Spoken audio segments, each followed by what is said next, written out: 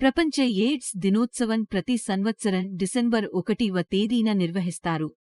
AIDS వ్యాధి పట్ల అవగాహన పెంచడం, ఎయిడ్స్ వ్యాధితో మరణించిన వారిని స్మరించుకోవడం, ఎయిడ్స్ వ్యాధి కారక హెచ్ఐవికి వ్యతిరేకంగా పోరాడడం కోసం ఈ రోజును జరుపుతారు. ప్రపంచంలో కొన్ని రకాల వ్యాధులు, వైరస్లకు ఎన్నేళ్లైనా మందును కనిపెట్టలేకపోతున్నారు.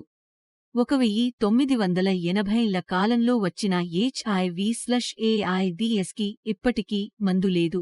కాకపోతే కొన్ని రకాల మందులతో ఈ వ్యాధిని కంట్రోల్ చేయగలుగుతున్నారు. పూర్తిగా నిర్మూలించడం సాధ్యం కావట్లేదు. అందువల్ల ఎయిడ్స్ సోకిన వారు ఆ వ్యాధి నుంచి బయటపడలేకపోయినా మందులు వాడటం ద్వారా దాదాపు 12 ఏళ్లపాటు బతికే అవకాశాలు ఉంటున్నాయి. కరోనా లాంటి వైరస్కి ఏడాదిలోనే వ్యాక్సిన్ తేవగలిగారు. గాని ఎయిడ్స్ వచ్చి 40 ఏళ్లైనా ఇప్పటికీ దానికి విరుగుడు కనిపెట్టలేకపోయారంటే ఆ వైరస్ మొండిదో అర్థం చేసుకోవచ్చు. కరోనా లాంటి వైరస్ నుంచి తప్పించుకోవడం కష్టమైంది. కానీ ఎయిడ్స్కి కారణమయ్యే human immuno deficiency virus HIV నుంచి మాత్రం మనం తప్పించుకోవచ్చు. లైంగిక అంశాల సెక్షువల్ ప్రాక్టీసెస్ వల్ల ఈ వైరస్ సోకుతున్నా తగిన జాగ్రత్తలు తీసుకోవడం ద్వారా ఇది సోకకుండా చేసుకోవచ్చని చెబుతున్నారు. నిజానికి 1980లో ఎయిడ్స్ వచ్చిన కొత్తలో ప్రపంచ ప్రజలు తీవ్రంగా భయపడ్డారు. ఇక యుగాంతం వచ్చేసినట్లే అనుకున్నారు. మొత్తం మానవాళిని ఈ వైరస్ కబళిస్తుందని అనుకున్నారు. అప్పట్లో ప్రభుత్వాలు సైతం ఎయిడ్స్పై అత్యంత భయంకరమైన యార్డ్స్ ఇచ్చాయి. అవి చూసి ప్రజలు వణికిపోయారు. కాని కాలక్రమంలో ఎయిడ్స్ అనేది అప్రమత్తంగా లేని వారికి మాత్రమే సోకుతుందని తేలడంతో ఊపిరి పీల్చుకున్నారు. ఎయిడ్స్ వైరస్ శరీరంలో చేరితే అది మనుషుల వ్యాధి నిరోధక శక్తిని తగ్గించేస్తుంది. అందువల్ల ఈ వ్యాధి సోకిన వారు ఇమ్యూనిటీని పెంచుకునేందుకు ప్రయత్నిస్తారు. అందుకు తగిన మందులు వాడుతూ ఎక్కువ కాలం జీవించేందుకు ప్రయత్నిస్తారు. అనుకోకుండా ఈ వైరస్ సోకిన వారు భయపడాల్సిన పనిలేదు.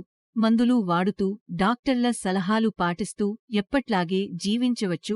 ఎంతలా కంట్రోల్ చేసినా ఇప్పటికీ ప్రపంచ దేశాలను ఎయిడ్స్ ఇబ్బంది పెడుతూనే ఉంది.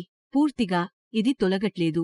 ఈ క్రమంలో ఏటా ఈ వ్యాధిపై ప్రజల్లో అవగాహన పెంచేందుకు 1988లో ప్రపంచ ఆరోగ్య సంస్థ WHO తొలిసారి ప్రపంచ ఎయిడ్స్ దినోత్సవం జరిపింది. వ్యాధి వైరస్ని కనిపెట్టిన 4 ఏళ్ల తర్వాత ఇది జరిగింది. ఇప్పటివరకు ఎయిడ్స్తో 3.5 కోట్ల మందికి పైగా చనిపోయారు. ప్రస్తుతం ఏటా 15 లక్షల మంది ఎయిడ్స్ వ్యాధికి మందులు వాడుతున్నారు. ప్రపంచంలో ఎయిడ్స్ ఎక్కువగా సోకినది దక్షిణ ఆఫ్రికాలో. అక్కడ ఇప్పటివరకు 77 లక్షల మందికి వైరస్ సోకగా 71,000 మంది చనిపోయారు. అక్కడ ప్రపంచ దేశాలు, స్వచ్ఛంద సంస్థలు భారీ ఎత్తున ఎయిడ్స్ అవగాహన కార్యక్రమాలు నిర్వహిస్తున్నాయి. ఎయిడ్స్ని పూర్తిగా తరిమేయాలంటే అది ప్రజల చేతుల్లోనే ఉంది.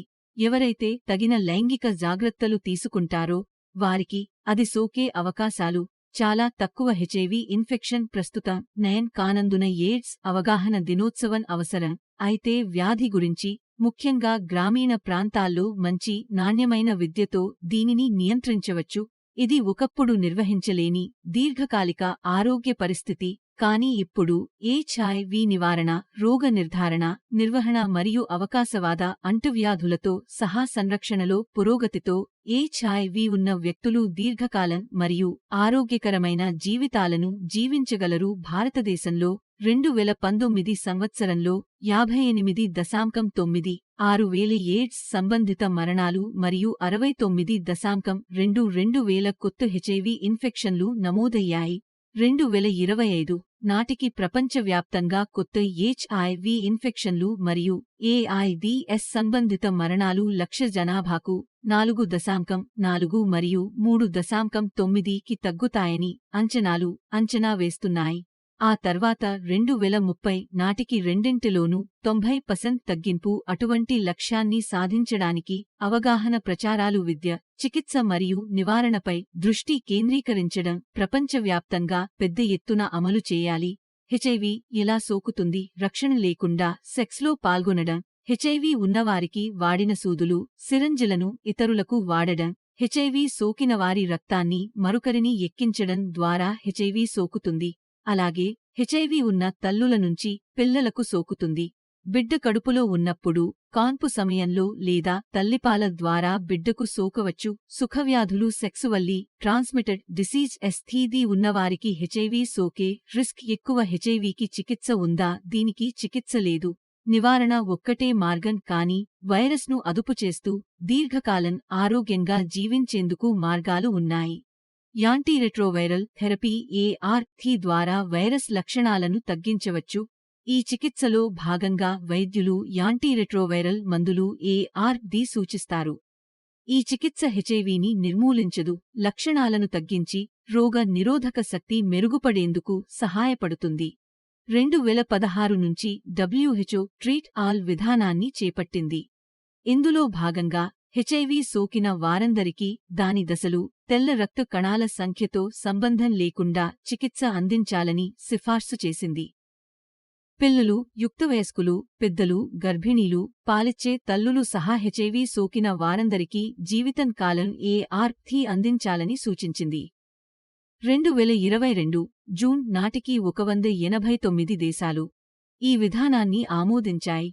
అంటే ప్రపంచవ్యాప్తంగా హెచ్ఐవితో జీవిస్తున్న వారిలో 99% ఏఆర్టీ చికిత్స అందుతుంది.